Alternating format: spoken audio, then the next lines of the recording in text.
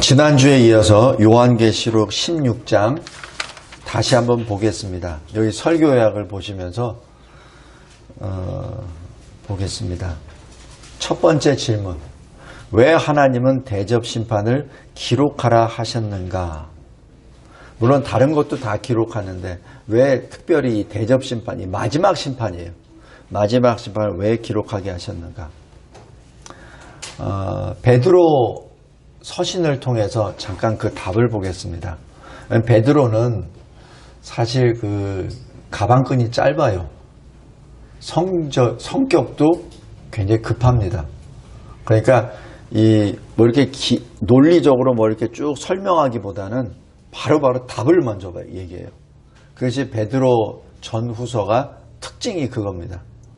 그리고 특히 이 공관복음 중에서는 마가복음, 바로 베드로의 제자 마가가 기록하기 때문에 그 베드로의 그 성품이 잘 반영이 되어 있어요. 그래서 4개 복음서 중에 제일 짧은 게 마가복음입니다. 그래서 복음서를 빨리 좀 습득하고 싶을 때는 마가복음을 딱 보는 게 제일 빨라요. 그리고 거기에는 답들이 다 기록되어 있어요. 뭐 여러 가지 이것이 이래서 이렇고 저것이 저러고 이렇고, 이거는 그 사도 바울의 방법이고, 근데 베드로는 그냥 직격탄이에요. 그냥 답을 착착 적어 놓습니다. 자, 이것이 답이에요. 베드로 후서 3장 11절 12절에 이렇게 말씀합니다. 주의 날이 도둑같이 올 것이다. 그러니까 너희들이 어떻게 살아야 된다고? 거룩한 행실과 경건함으로 살아야 돼. 여기서 뭐예요? 거룩한 말로? 아니죠. 거룩한 마음으로? 아니죠. 거룩한 행실로. 성도 여러분, 알고 있는 거 그걸로 아니에요. 우리가 행한 것으로 천국에 갑니다. 기본은 믿음이죠. 근데 믿음의 열매가 행실로 나타나죠. 그죠? 그래서 행실이 없다는 얘기는 믿음이 없다는 얘기죠. 그러니까 내가 믿음으로 말미암아, 예수 믿음으로 말미암아 내가 의인이 되고 천국에 간다는 건 맞아요. 그런데 주님이 말씀하세요. 그렇다면 네가 가지고 있는 믿음의 열매를 보이라. 이겁니다.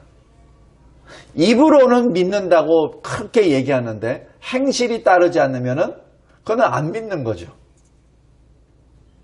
그래서 여기 베드로 사도가 직격탄을 날려요. 거룩한 행실. 말이 아니라, 신앙 고백이 아니라 거룩한 행실. 그리고 경건함으로. 경건하다는 얘기는 하나님을 사랑하고 하나님을 두려워하는 표현입니다. 중심이 하나님이에요. 또 하나님의 날, 바로 예수 재림의 날입니다. 그 날이 임하기를 바라보고는 뭐예요? 소망하고 간절히 사모하라. 두려워하지 말라. 주님이 마지막 올 때 그때를 두려워하지 말라. 큰 환란이 오니까 나는 어떻게 해야 되지? 또 큰 환란이 오기 전에 또 뭐 어디로 숨어야 되지? 그런 얘기 하지 말고 오히려 사랑하라. 사모하라. 간절히 소망하라. 지금 그 말씀입니다. 그 다음에 두 번째, 또 베드로후서 3장 14절 17절입니다. 이 모든 것을 너희들에게 다 전해줬으니까 너희들이 미리 다 알았지?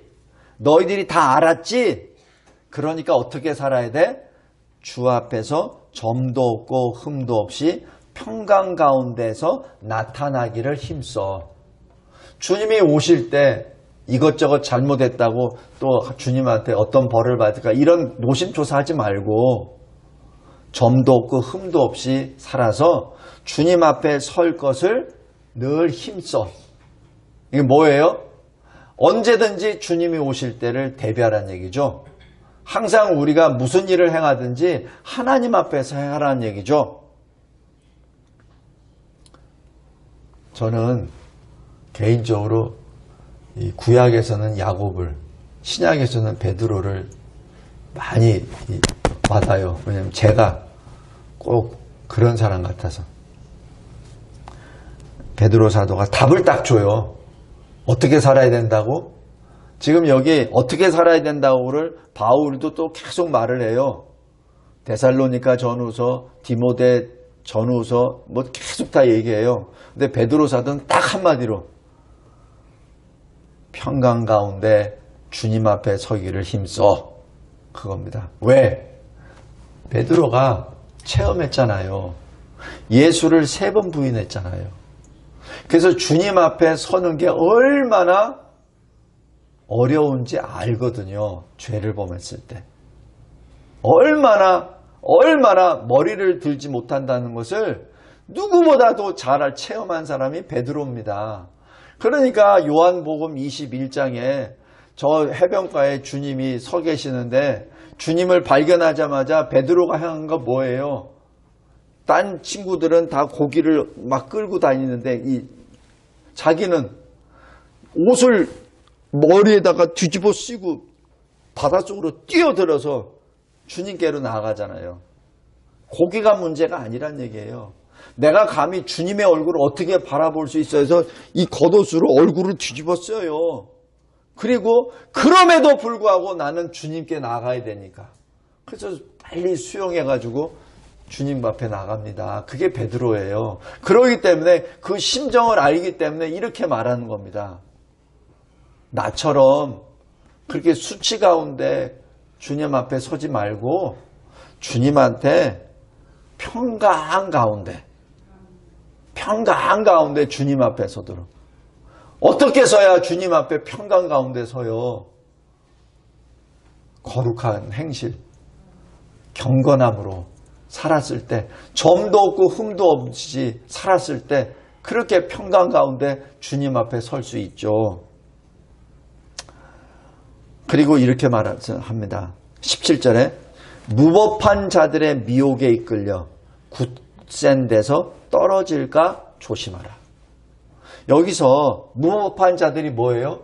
법이 없는 자들이죠. 누가 법이 없어요? 불신자들, 어리석은 자들, 게으른 자들, 거짓말하는 자들, 하나님의 백성을 밥 먹듯이 먹어버리는 자들, 이들이 무법한 자들이잖아요. 근데 그들이 어떻게 해요? 우리들을 미혹합니다. 미혹해요, 계속. 근데 그래서 굳센 데가 뭐죠? 믿음입니다. 믿음에서 떨어질까 조심하라. 이것이 베드로 사도를 통하여 성령께서 베드로의 그릇을 통해서 베드로의 인생 체험을 통해서 성령께서 우리에게 주시는 말씀입니다. 왜 대접 심판을 기록하셨습니까? 깨어 준비하고 있으라고. 이거는 마태복음 24장 마지막 때 주님이 하신 말씀이에요. 깨어 준비하라고. 뭘 준비하라고요? 주님 앞에 설 걸 준비하라고. 우리는 마치 주님 앞에 서는 것은 영원한 한참 뒤의 일로 생각해요. 그러니까 지금 당장 돈 벌고, 지금 당장 잘 먹고, 지금 당장 어디 잘 보는데 잘 놀러 다니고, 지금 당장 시험 보는 거 잘 준비하고 하는 것이 내 인생의 최고의 목적이야. 아니에요. 우리 잘 알잖아요. 언제 죽을지 모르잖아요. 여기 마가복음 13장 22절에 이렇게 말씀합니다. 거짓 그리스도, 거짓 선지자들이 이적과 기사를 향하여 택하신 자들을 미혹하려 하리라. 누구를 미혹한다고요? 우리들. 믿지 않는 자는 미혹할 필요도 없죠. 뭐 어차피 안 믿는데. 근데 믿는 사람들은 미혹합니다. 왜 대접 심판을 기록하셨습니까? 왜 이렇게 두려운 말씀을 쭉 주셨습니까? 마지막 심판 때는 이렇게 두려움이 있으니까 주님이 빨리 피하시는 대로 어디로 데려갈 때까지 빨리 그 데려가는 것을 기다려. 그래서 이런 환난을 당하지 마. 그거 아니에요. 소위 이 마지막 때 휴거라는 표현을 많이 씁니다. 그래서 휴거를 당해야 마지막 대환란에 맞지 않아. 이렇게 말을 해요. 마지막 때는 아직 가보질 않아서 그런 때가 있을지 없을지는 정확히 알 수 없습니다. 그러나 하나님은 성도들이 끝까지 인내하기를 원하십니다. 하나님은 거기서 탈출시키시는 분이 아니에요. 만약에 하나님이 그 환난에서 탈출시키시는 하나님이라면 이 세상에는 순교자가 존재하지 않습니다. 왜? 순교당할 때 데려가시니까. 순교자가 없죠. 근데 이 세상에는 순교자가 많이 있어요. 왜? 그렇게 살으라고. 그렇게 죽으라고. 그래서 주 안에서 죽는 자가 복이 있다라고 말씀하잖아요. 너의 죽음을 통하여 주를 증거하라는 얘기죠.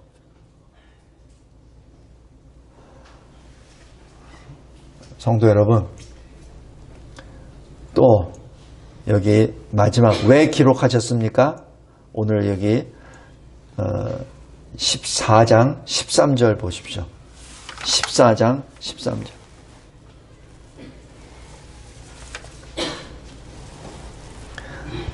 사도 요한에게 하나님이 말씀하세요. 하늘에서 음성이 나서 이르되 기록하라. 기록하라. 지금 이후로 주 안에서 죽는 자들은 복이 있도다. 이럴 때 성령이 또 뭐라 그러세요? 그러하다. 지금 하나님이 하시는 그 말씀에 성령께서 다시 거기서 화답해 주십니다. 맞다. 그들이 수고를 그치고 쉬리니 이는 그들의 행한 일이 따름이라 하시더라. 행한 일이 뭐죠? 12절입니다. 성도들의 인내입니다. 그들은 하나님의 계명과 예수에 대한 믿음을 지키는 자니라. 이게 뭐예요? 끝까지 하나님의 계명을 지키라는 말씀이죠. 끝까지 예수 믿음을 지키라는 얘기죠. 그리스도 안에서 죽으란 얘기입니다. 그리스도 안에서 주 안에서 죽는 것이 복되도란 얘기는 주 안에서 죽으란 얘기입니다. 생전에는 주 안에서 살다가 막상 죽을 때 내 주를 부인하게 되면 어떻게 되죠? 그것처럼 바보가 어디 있어요? 주 안에서 살고 주 안에서 죽으란 얘기입니다. 왜 하나님은 대접 심판을 이렇게 하나씩 하나씩 전부 다 기록하셨습니까? 사실 이렇게 기록 안 해도 돼요. 근데 왜? 베드로처럼 그냥 이렇게 저렇게만 해도 돼. 근데 왜? 우리의 믿음을 위해서. 우리의 눈이 열려서 이것을 받고 늘 경계로 삼으라고. 두 번째 질문입니다. 왜 7 천사들이 차례대로 이렇게 붙습니까? 한꺼번에 싹 쓸어버리면 되는데. 여기 우리 지난주에 봤어요. 첫째 천사는 땅에, 둘째 천사는 바다에, 셋째 천사는 강과 그 물에. 그죠? 그 다음에 넷째 천사는 해. 그 다음에 다섯째 천사는 짐승의 왕좌에. 하나님을 대적하는 그 권세자들의 왕좌 위에. 여섯째 천사는 큰 강 유브라데에서 이 강이 말라버려서 하나님을 대적하는 무리들이 다 모이게끔 하시죠. 그리고 일곱째 천사는 어떻게 하죠? 그 대적 공중에. 잘 보세요. 이게 뭐예요? 지금 창조의 역순입니다. 물론 정확하게 역순은 아니지만은 창세기 1장에 나와 있는 그 순서의 역순으로 계속 심판하십니다. 이게 뭐예요? 심판주가 창조주라는 의미입니다. 그 얘기는 뭐예요? 누구도 심판에서 빠져나갈 수 없다는 얘기입니다. 그러니까 뭐예요? 심판에서 빠져나갈 수 없으니까, 예외가 없으니까 뭐 하는 얘기예요? 하나님께 돌아오라는 얘기입니다. 회개하라는 얘기죠. 그런데 끈질기게 요 16장에 나와 있는 대상들을 보면 끈질기게 회개를 하지 않죠. 그래서 이것을 바라보고 지금 이 시대에 나타나는 여러 가지 현상을 바라보고 빨리 회개하라. 그리고 간절히 기도해라. 그겁니다. 세 번째, 왜 땅에는 환난을 주시고 바다에서는 죽음을 주십니까? 여기 잘 보세요. 2절에 땅의 소돔에 짐승의 표를 받은 사람, 짐승의 그 우상에 경배한 사람들이 전부 다 독한 종기가 나요. 안 죽어요. 아직은. 그런데 둘째 천사가 바다에 쏟음에 바다에 있는 모든 생명체는 다 죽어버립니다. 그죠? 그리고 셋째 천사부터는 이 땅에 있는 자들에 대한 심판이 계속 들어갑니다. 왜 그럴까요? 구원은 땅에 속한 자들에게, 땅에 있을 때 사람 가운데서 일어납니다. 우리 다시 한번 보세요. 위 14장 보세요.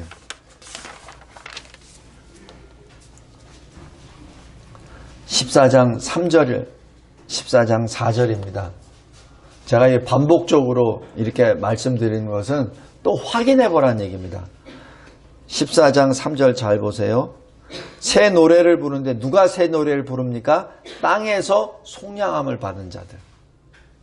또 누가, 어떤 사람이 어린 양을 따라갑니까? 4절 보세요. 사람 가운데서 속량함을 받은 자들. 왜 땅에다가는 그렇게 계속해서 순차적으로 그 심판이 들어갑니까?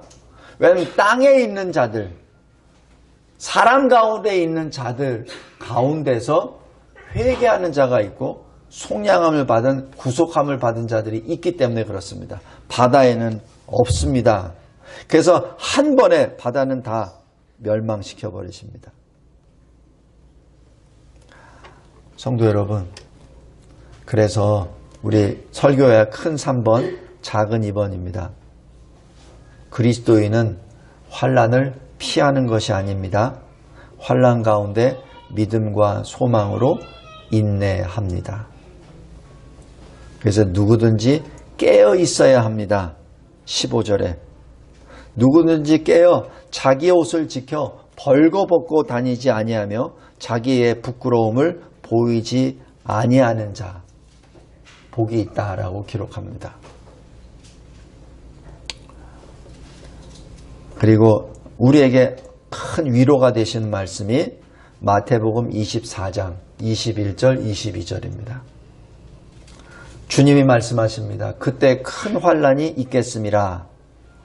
그 날들을 감하지 아니하면 모든 육체가 구원을 얻지 못할 것이나 택하신 자들을 위하여 그 날들을 감하시리라. 이게 뭐예요? 택하신 자들도 환난 가운데 있다는 거죠.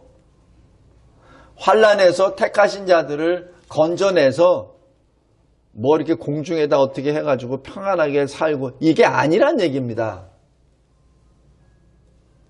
우리가 이 종말 신학을 자칫 잘못하다 보면은 이상하게 해석을 해서 잘 믿어야지 되지, 뭐 어디 그 대상이 되어서 그래야지 환난을 안 받고 거기서는 평안히 뭐 천년이 있고 뭐 다시 뭐가 어디고, 이 복잡하게 얘기하는데 그거 아니에요.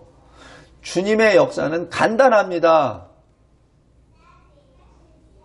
주님은 전능하신 분이세요. 전능하신 분이 뭘 먼저 와서 1000년 동안 이렇게 데려갔다가 1000년 동안 뭐 왕국에 있다가 다시 또 1000년 후에 내려와서 뭘 하고, 주님은 그렇게 역사하시는 분 아니에요. 그냥 한번 말씀으로 다 창조하시고 말씀으로 심판하시는 분이 뭐가 아쉬워서 미리 내려왔다 올라갔다 뭘 성도들을 올렸다 내렸다 그거 합니까? 그거 복잡하게 안 하세요.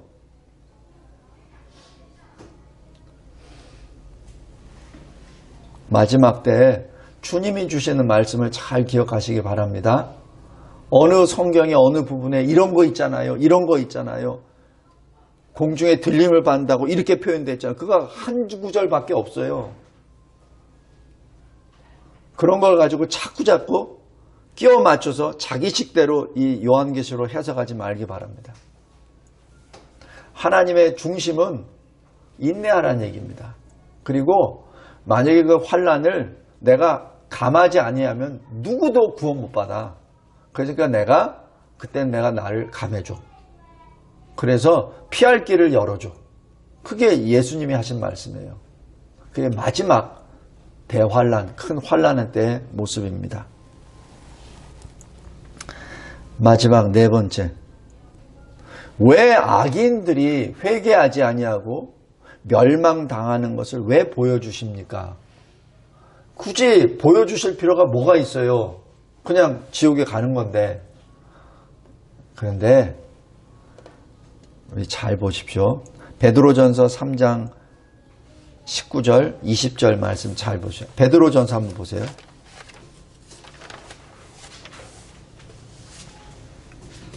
제가 선교지에나 가서 신학 강의를 할 때 항상 감초처럼 질문하는 게 베드로전서 3장 19절 말씀입니다.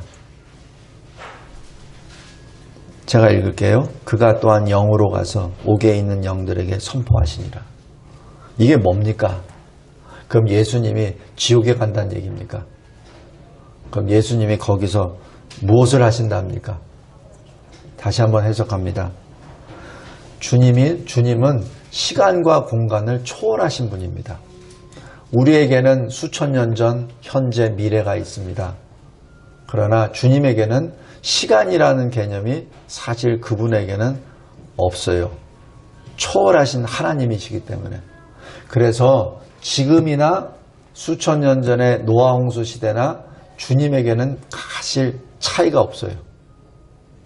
그래서 십자가에 달려 죽으시고 그리고 승리하신 것을 노아 시대에 구원함을 받지 못한 그 수십억의 영혼들을 향하여 지옥에 있는 그 영혼들을 향하여 하나님이 공의로 선포하십니다. 너희들이 받은 것은 어쩌다가 자연재난이 아니라 너희들의 죄에 대한 하나님의 공의의 심판이다. 지금 그 얘기입니다. 옥에 있는 영들에게 선포하시리라. 거기에 대한 설명이 20절이에요.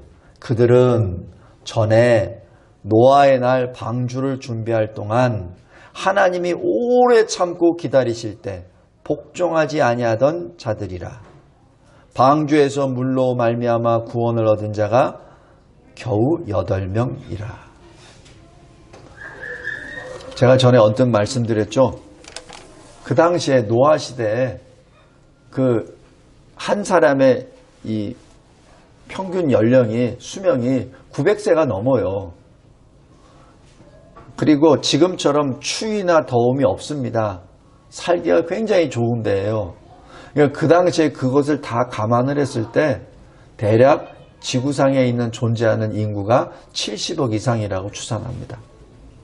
그 가운데 구원받은 사람은 노아를 포함해서 8명밖에 없어요. 그러니까 주님이 십자가 사역을 마치시고 지옥에 보통 내려가셨다고 표현합니다. 그곳에서 말씀하시는 것은 주님이 지옥으로 어떻게 할 수 없이 내려가신 것이 아니라 하나님을 믿지 않는 자들에 대한 공의의 선포를 그렇게 하신 것입니다. 지금 그 말씀을 지금 이 요한계시록에 또 말씀합니다. 요한계시록 16장 잘 보세요. 16장 4절. 셋째 천사가 강과 물 근원에 쏟음에 피가 되죠. 그때 5절에 물을 차지한 천사, 물을 통제하는 관할하는 천사가 이렇게 말합니다. 전에도 계셨고 지금도 계신 거룩하신 이여 이렇게 심판하시니 의로우시도다. 이것은 공의의 심판이라는 얘기입니다. 지금 공산주의자들이나 사회주의자들이 말하는 것처럼 뭐 불평등하다 이런 거 아니에요. 그리고 하나님의 공의에 대해서 설명하는 신학자들이나 목사들에게 하나님은 그런 하나님 아니야. 하나님은 사랑의 하나님이니까. 이러면서 이상하게 사람들을, 성도를 미혹시키려고 합니다. 거기 대표적인 것이 천주교입니다. 제가 천주교 신부와 수녀들 제가 잘 아는 분들이 있어요. 그분들이 항상 주장하는 것이 그들은 말합니다. 하나님이라고 하는 하느님은 사랑의 하느님이시기 때문에 다 구원하십니다. 틀립니다. 미혹됩니다. 만약에 그렇다면 요한계시록은 잘못 기록되었죠. 기독교라고 얘기하는 신학자들 중에서도 만인 구원설을 주장하는 사람들이 있습니다. 그것도 거짓말입니다. 왜냐하면 그 뿌리가 천주교 교리와 연결되어 있어서 그렇습니다. 그래서 그것이 부패한 것이 전파되는 것이 WCC, 바로 종교 통합입니다. 정신 똑바로 차려야 됩니다. 악한 자들이 성도들을 미혹합니다. 그 미혹에 당하지 마시고 굳센 데서 떨어지지 않도록 삼가하십시오. 굳센 데가 바로 믿음입니다. 하나님은 사랑의 하나님이시지만 분명 공의의 하나님이십니다. 공의의 하나님이 만약에 무조건 다 사랑으로 포용한다면 요한계시록은 기록될 필요가 없습니다. 근데 여기서 제가 지난주에 말씀드렸죠. 5절에 아주 두려운 말씀이라고. 전에도 계셨고 지금도 계신 거룩하시니 이렇게 표현합니다. 왜? 너희들에게는 장래에는 너희들에게는 하나님이 안 계셔. 굉장히 무서운 말씀입니다. 지옥에는 하나님이 안 계십니다. 그래서 지옥입니다. 왜 천국이 아름답냐고요? 하나님이 계시기 때문에. 여기 5절 말씀 잘 보십시오. 누구예요? 지금 이 회개하지 아니하는 지옥에 들어가는 자들을 향해서 말씀하시는 겁니다. 전에도 계셨고 지금도 계신, 그러나 미래는 없으신 너희들에게 바로 지옥을 말하죠. 그 다음에 7절 보십시오. 제단이 말합니다. 제단은 이 계시록 6장에 나와 있는 제단 밑에 순교자의 영혼들이 말하죠.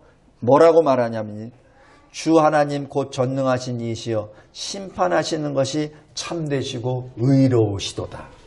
지금 계속 공의의 심판임을 선포합니다. 성도 여러분, 왜 이렇게 악인들의 멸망, 최후, 비참 이것을 왜 계속 기록하시죠? 이것은 하나님의 공의의 역사야. 그것을 선포하시는 겁니다. 그래서 여기 17절 보십시오. 일곱째 천사가 그 대접을 공중에 쏟음에 큰 음성이 성전에서 보좌로부터 나서, 이게 무슨 말이에요? 하나님 아버지께서 말씀하신다는 얘기예요. 그죠? 되었다. 뭐예요? 끝났다. 되었다. 이것으로 사실, 그래서 제가 지난주에도 말씀드렸듯이 사실 요한계시록 16장으로 이미 심판은 끝난 겁니다. 다 끝난 거예요. 그리고 다음 주부터는 17장부터는 다른 면에서 다른 시각으로 이 마지막 때를 설명하는 말씀입니다. 그리고 21장 6절에서는 이루었도다 라고 선포하십니다. 말씀을 맺겠습니다. 성도 여러분, 악인의 심판과 그리스도인의 구원, 하나님 백성의 구원 완성은 반드시 속히 이루어집니다. 그리고 우리가 구원의 완성이 됐을 때 반드시 새하늘과 새 땅이 옵니다. 우리가 자칫 이 구원이나 이 사후세계를 잘못 해석을 해서 믿는 자는 천국에 가서 거기서 그냥 그냥 할렐루야 하면서 계속 놀고 먹고 그냥 편하게 쉬고 뭐 이렇게 한다고 생각하는데 아니에요. 그곳에는 우리가 아직 체험하지 못하고 우리가 알지 못하는 하나님의 일이 기다리고 있습니다. 왜냐하면 하나님은 항상 역사하십니다. 일을 하십니다. 그래서 우리가 하나님과 영생하신 하나님과 함께 있다는 얘기는 그 영생하신 하나님, 영원하신 하나님, 그리고 항상 하나님의 영광을 위하여 일하시는 하나님과 함께 일을 한다는 얘기죠. 무슨 일인지는 정확히 알 수 없습니다. 단지 우리가 알 수 있는 것은 주님이 비유적으로 말하잖아요. 10달란트, 5달란트, 2달란트, 1달란트. 수고한 종에게 어떻게 하죠? 네가 작은 일에 순종했으니 내가 10고을을 다스릴 권세를 주리라. 그죠? 그러니까 이 시대, 이 땅에서 하나님의 일을 잘 감당했을 때 천국에서 우리가 알지 못하는 어떤 것을 주님이 맡겨주신다는 사실입니다. 그래서 단지 내 구원만을 위하여 산다 그렇게 생각하지 마시기 바랍니다. 하나님 나라와 하나님의 의를 이 땅에 있을 때 내가 열심히 했을 때 하나님께서는 거기서 우리를 또 사용해 주십니다. 기억하시기 바랍니다. 그냥 내 인생 목적을 그냥 천국만 가면 돼. 그러면 됐어. 천국 가면 됐지 뭐. 그것으로 끝나는 것이 아니라 계속해서 하나님의 나라를 위해서 일을 했을 때 그때 하나님이 크게 사용하십니다. 우리 천국에서 그런 모습으로 만납시다. 그래서 여기 22장 3절에서 5절까지 잘 보세요.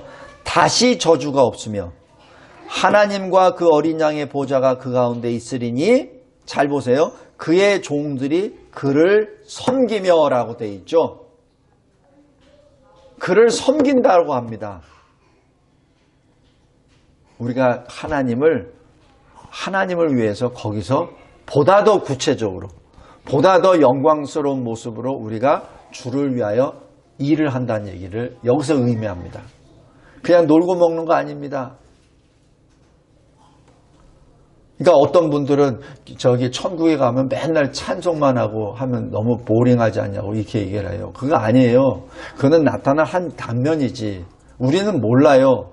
주님이 아직 거기까지는 말씀을 안 주세요. 왜냐하면 그게 우리에게는 버겁기 때문에. 그들이 세세토록 왕노릇 하리로다. 이게 뭐예요? 왕노릇 한다는 게 놀고 먹는 거 아닙니다. 왕은 다스리고 지키는 일을 합니다. 그런 권세를 천국에서 주십니다. 우리 그 소망으로 삽시다.